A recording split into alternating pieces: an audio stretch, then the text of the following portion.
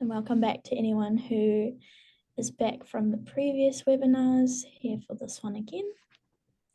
So a little disclaimer, the dates were moved. This one was supposed to be held last month, but because of a big Amazon outage, the presentation was corrupted, so I had to build it again. Fortunately, but we're here now, which is good. Sweet.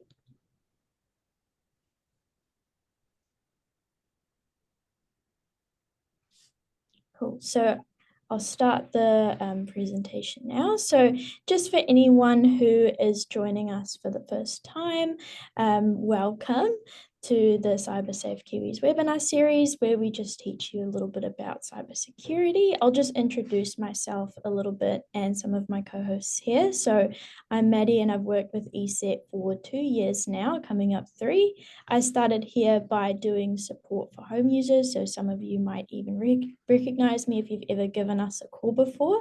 And I'm now the consumer business executive specializing in ESET here. I've also got Brad, who can give himself a bit of an introduction. Morning all. So I look after ESET both on the business side and sort of the consumer side. So I oversee a little bit of both there, but mostly focused on the business. Now I'm looking at the names here. I know there's always a bit of a mix of our resellers out there, business focused, consumer focused, and end users as well. So it's great to have you all on board here. And yeah, I think I've been dealing with ESET now for nearly 20 years, which is actually a really long time. I've been at Chilisoft for about 3 years, and yeah, great to have you all on board here today. I'll also be monitoring the questions as well, so I might jump in a couple of times when Maddie's speaking, just to talk about a particular question that's come in that's best to answer in real time. Rightio, thank you all. So Brad will be answering our Q&A, and I've also got Ashton, who is our lovely marketing guy, who is hosting this series for you guys. So let's just go right into it. So again, for those of you who are joining us for the first time today, I'll explain a little bit about what is CyberSafe Kiwis. So it's an initiative that we've launched that's rooted in educating people, who are looking to get their smarts up a bit with technology, to anyone. So whether you're an ESET customer, user, or you're just interested in these presentations, they're all found in Kiwi and online through the 3 key qualities. So that's to inform, educate, and therefore protect. So you can invite your friends or family, anyone is welcome of any literacy level. So if you happen to miss our last one, that's no problem. We do record all of the sessions so that you can watch it later. And last time we social engineering, so the human element that contributes or factors into that as well. But today's topic will be covering the role of AI and automation in cybersecurity, as well as the general threats that's evolved from it, and giving a bit of an explanation of what that is. So today's session will be a bit more of a breakdown and a little bit of simplification on the topic, and a bit of a discussion rather than a lesson, as this field is pretty complex and it's still developing.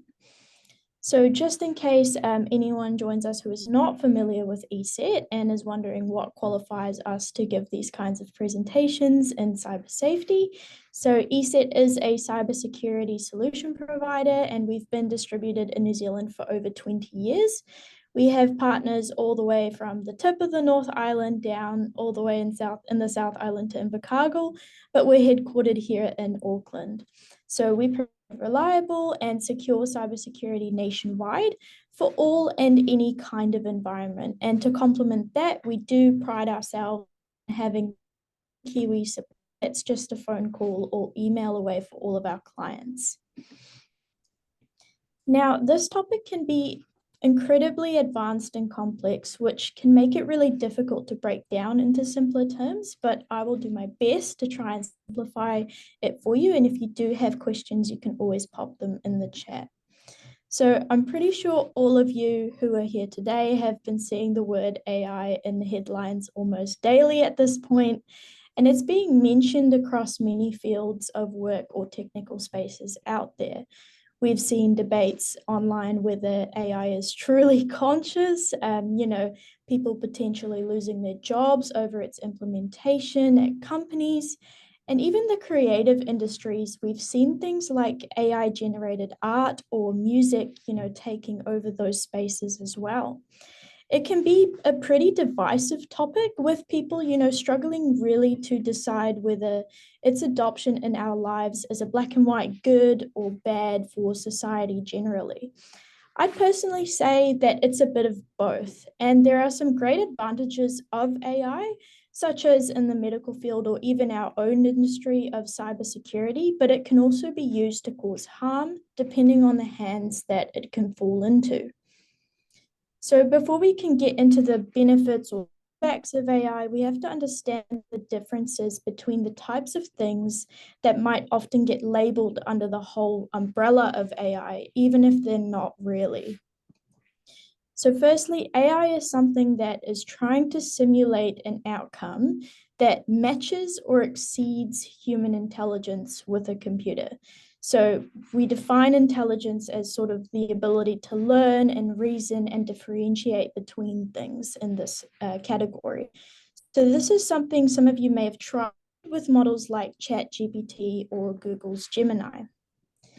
We also have machine learning. So this has been in use since the 2010s, and this gets labeled as AI, even though it's not quite really the same. So machine learning is different because it's not something that you have to program or, program the device for. It learns based off a massive data set. So it's really good at picking up patterns within data and also outliers. So the larger the data set that's provided to it, the better the results of its predictions. So like I said, it's also really good at spotting outliers, which is what is utilized the most in cybersecurity.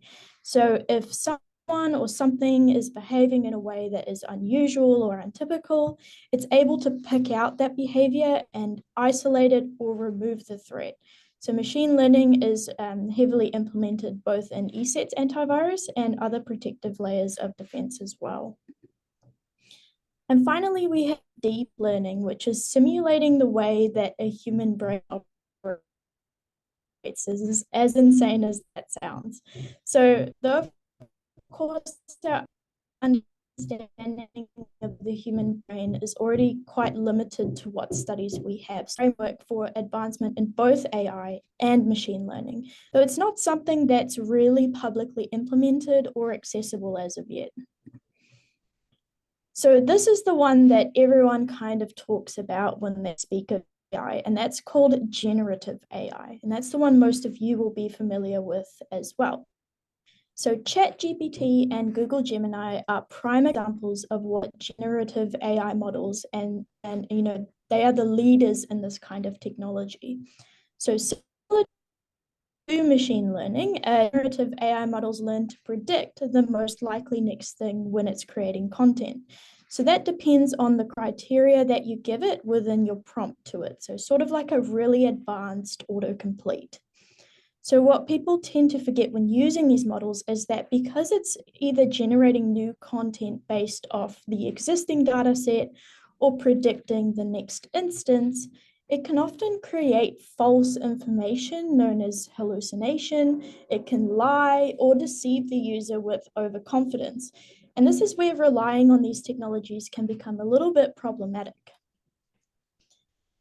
Here's some pretty famous examples of AI confidently giving, hazardous health advice for simple Google searches. So on the left, you can see someone Googled, how many rocks shall I eat? Not that many of you will ever Google that, but with Google's Gemini advising that according to geologists, you should eat at least one small rock a day. So it goes on to further advise, eating a serving of gravel or geodes or pebbles with each meal is important for digestive health. And, if that's not your type, if you want something a little bit more appetizing, on the right is Gemini suggesting that if your cheese isn't sticking to your pizza, you can mix 1/8 of a cup of non-toxic glue into your cheese so that it makes it tackier and therefore stick better.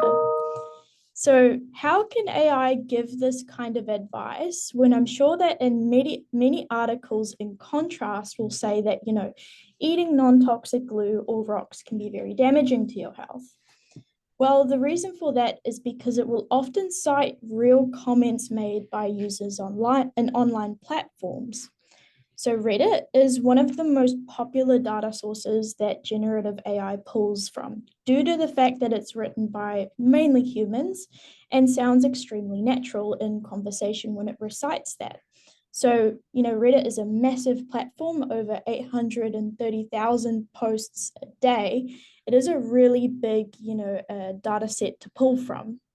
So the problem comes when sarcastic comments that are often left on posts asking genuine questions, AI models can have difficulty separating tone and intent of speech in these threads.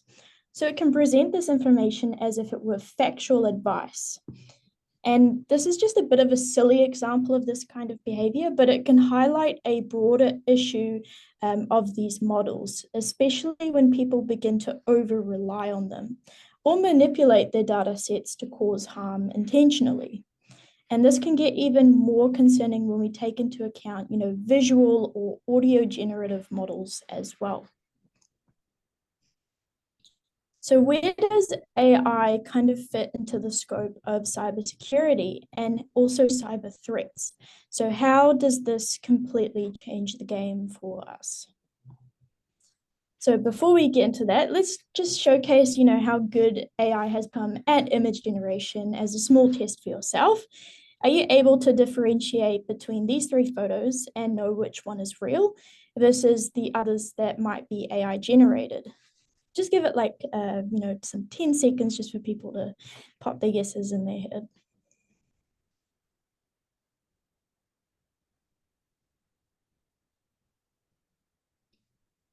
Cool. So how many of you got that right? Congratulations if you did, though it can be really tricky. If you were presented any one of these faces, by itself, you might believe that is a real person. And at this stage, this is the worst AI image generation will ever be. It only gets better from here on out, which can be kind of scary when you think about it. Because of how advanced AI has become, generative AI has often been called the second internet big bang, and generally of the technical space as well, for good reason.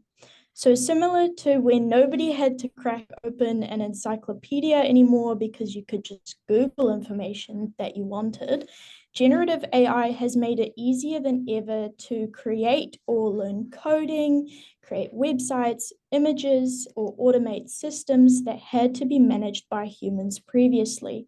It can even make video live deepfakes, as you can see by the Tom Cruise deepfake in the top left, meaning that not even video is pretty foolproof anymore. And although that can be used for good, it also means that now bad actors have more accessibility for creating complex threats or scams in less time than ever before.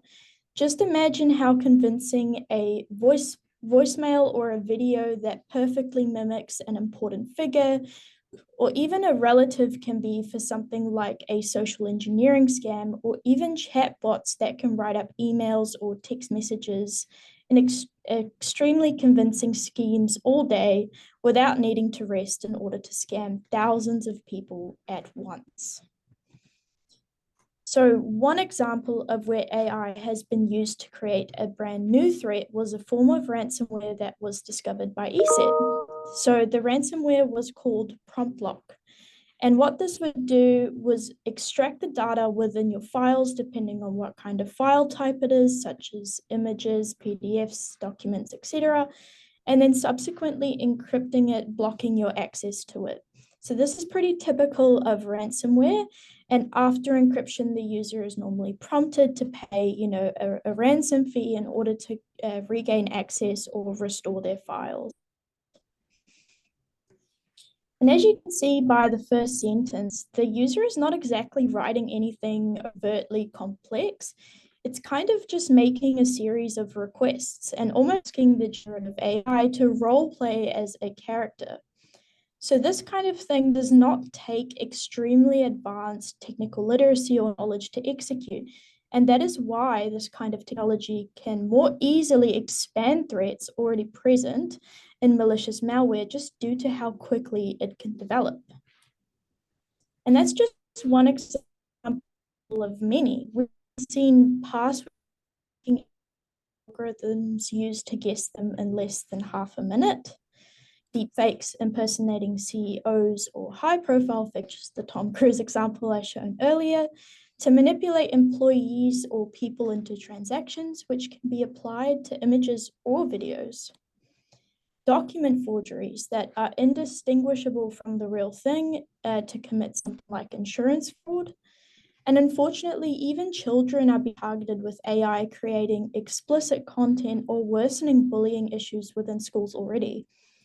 And all of these examples of ways AI is being utilized in harmful ways and it's contributing more and more year after year to the statistic of cybercrime.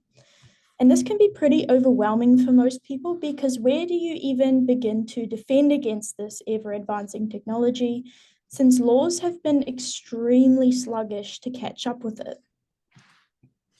So the good news is that with every piece of technology that advances, despite it being used for negative or malicious circumstances, it can also be used for good, especially in cybersecurity.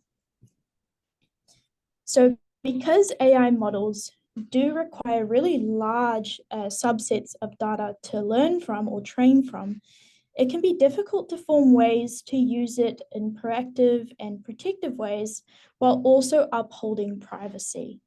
So in larger models like ChatGPT or Google Gemini, they outline these permissions within the user agreements and often automatically grant consent on your behalf for your data just to be used because you simply already use their services.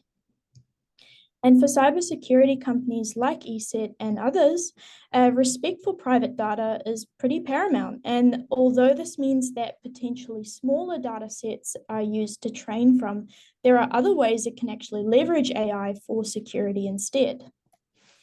So just as fast as crack a password, this ability to sort of sift through, those large amounts of data actively can really aid cybersecurity products like ESET and other technologies in identifying patterns or outliers that could become potential threats. So this technology, as an example, is even utilized in ESET sandboxing, which is known as zero-day attack defense. So to basically explain it a little bit, so this is where if ESET finds something that it's never seen before on the computer, that could be an email attachment or, a file that you're downloading from the internet.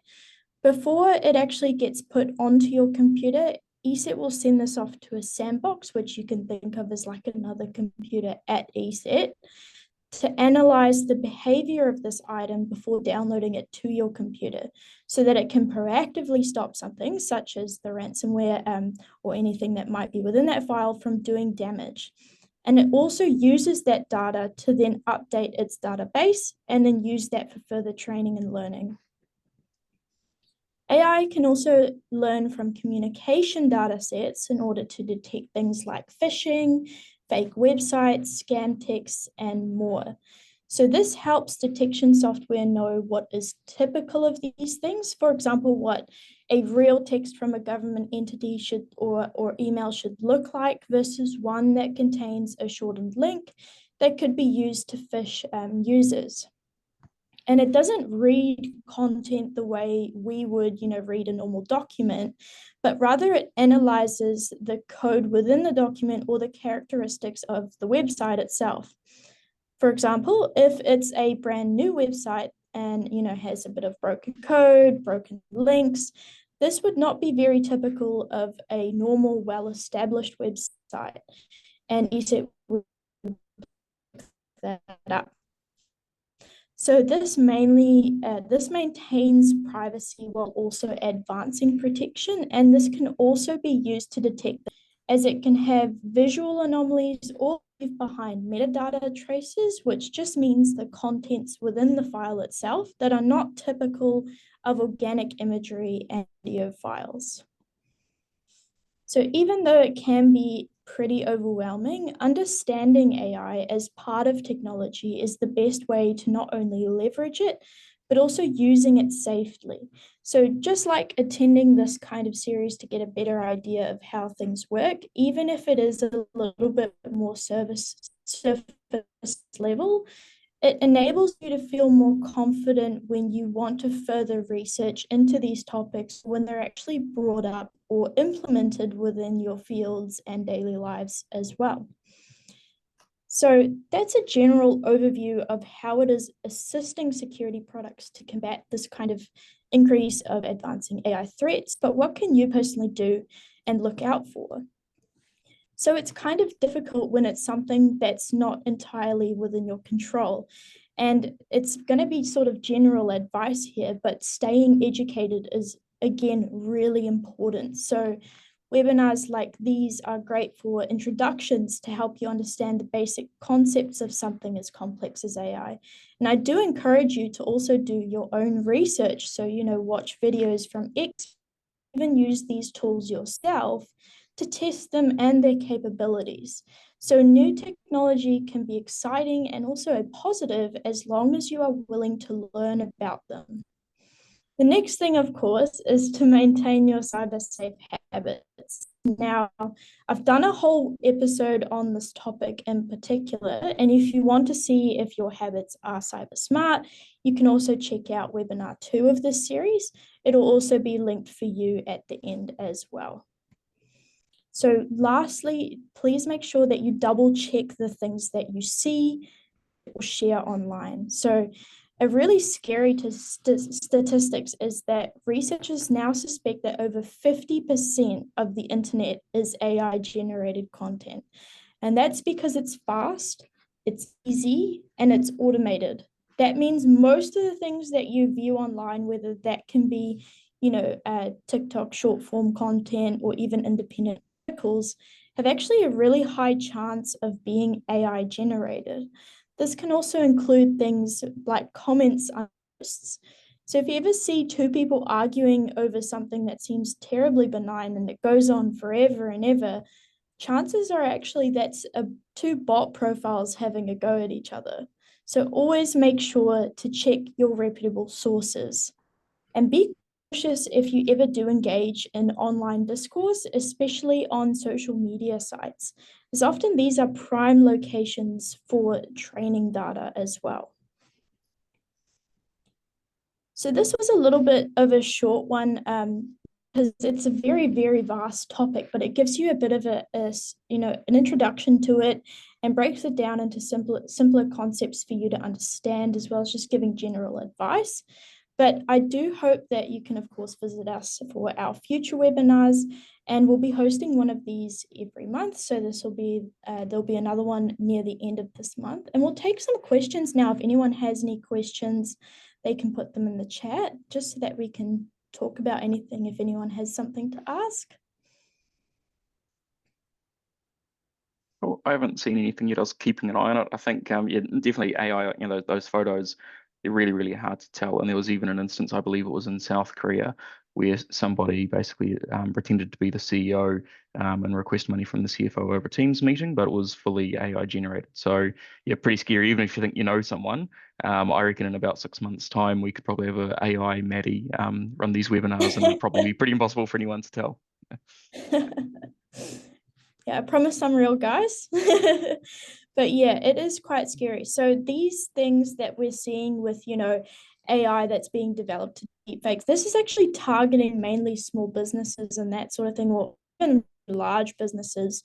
So financial fraud is one of the biggest things that, they're after, especially social engineering scams.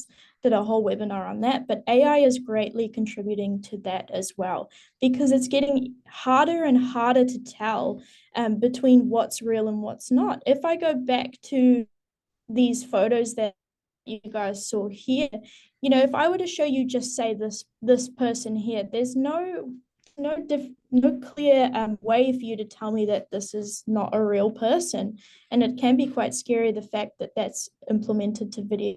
So I don't have a video of this here, but you can definitely look it up. This is a pretty famous famous Tom Cruise impersonator, and he was using a deep fake in order to actually make himself look exactly like Tom Cruise with video holding up a coin and showing it around and stuff. And it's scary because this is the worst this technology will ever be. And like I said, it only gets better from here. So yeah, it's something that even if you don't understand it, it's important to stay informed on it and keep up to date with the news around it. If we don't have any questions, if you want me to clarify something that I might have mentioned that didn't make quite sense to you, you can also Great. ask that. We have had one just pop in from Vincent. How to do false positives when the protection stops or blocks safe sites. So I guess there, Vincent, you're probably referring to the ESET detection there. One thing that can happen is that ESET, of course, we talk about the AI with LiveGuard, with zero-day attacks, that sort of thing. But also ESET does have sort of its known bad websites. And there's been a couple of times where a legitimate website has had bad stuff on it. There was an instance of the Herald, I want to say about 6 or 7 years ago, but honestly, don't quote me on that one. But the Herald had some ads on the website that were just presented itself as being part of a normal website, but that actually did take you to malicious sites. So just be aware of that when you say false positives, sometimes it can be something that is dangerous, even though it looks like it's on a legit website, or maybe ESET's categorized that website because it did have something on it, and then in a little period of time, it'll be updated again once that website's been cleaned. We do see that every so often. But if there is something that ESET's detecting that you're absolutely sure is a false positive, then reach out to us. There's almost always a explanation once we look and dig into it a little bit more. So I've had a question here from Peter Thomas, which is, do you have indicators to help identify AI generated images and content is fake?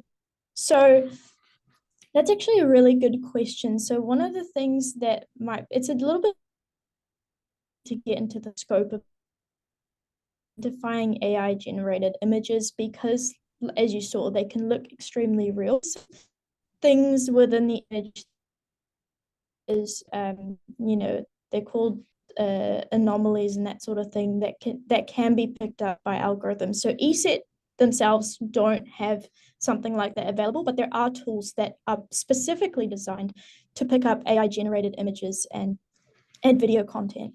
Content that is fake, I'm assuming you're talking about things that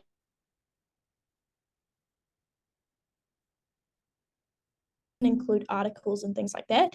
I don't know if you guys have read some articles and percentage of them that use that elongated dash in between sentences and that sort of thing. That's actually a route that's been used by something like ChatGPT write something up. It uses that really long dash to put sentences together. Instead of a normal person would use a full stop or maybe a comma. It really likes those long dashes.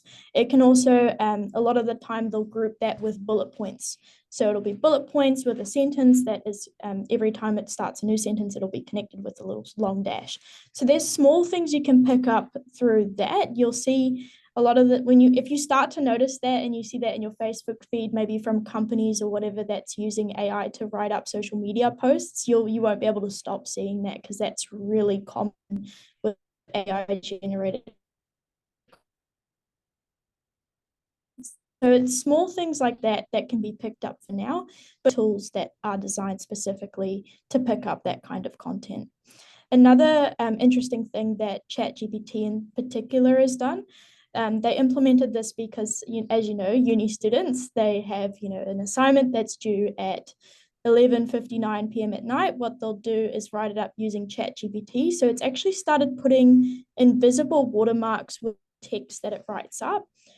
If you were to copy and paste a whole article you wrote using ChatGPT, put that in a document, submit it, teachers have tools now where they put that document into the tool and the tool looks out for those little hidden watermarks in the text and can say, okay, the student wrote this using an AI tool. So I do believe the companies are getting better at, making sure that when people use AI in order to do things like passing tests or writing articles, that they actually leave traces for AI detection tools to pick up, which is really good. Cool. If we have any more questions or no questions, that's all good as well. If you ever think of a question later on, you can also email us, so support@chilisoft.net, and I'll happily answer that for you as well.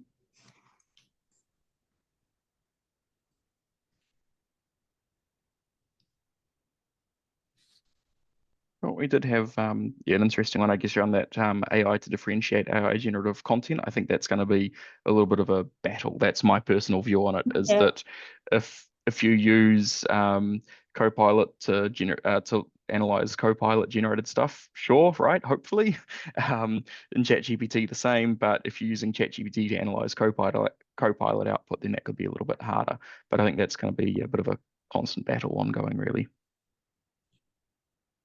Yeah, AI is basically the digital moon race at the moment. So if you remember, the race to the moon back in the old days between US and Russia, it's kind of advancing who can advance the technology the fastest to make it the best and make it be the best at everything. So that includes generating text, video, images, everything.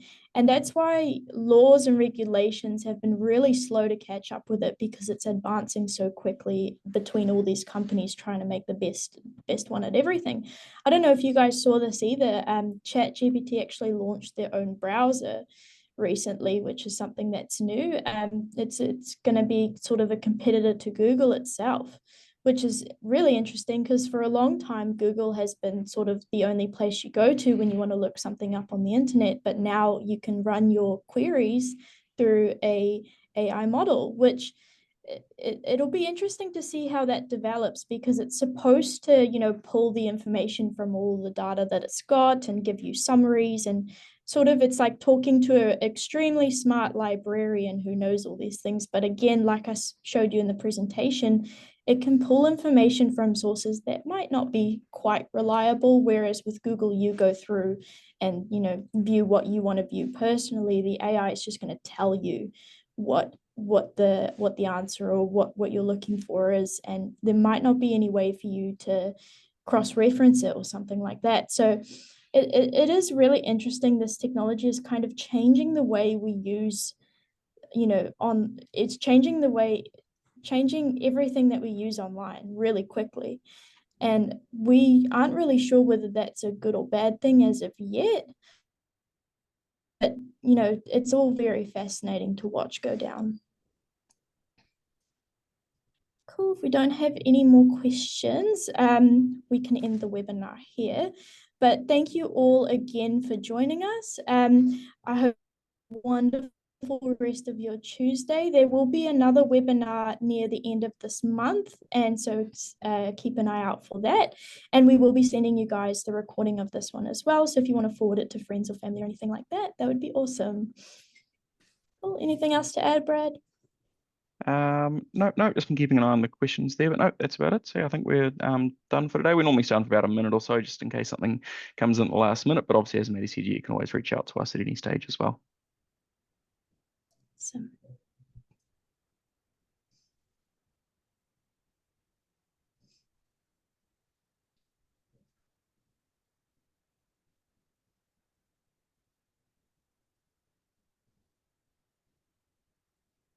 I think that looks like about it. So yes, we'll finish up now. Thanks everyone for coming.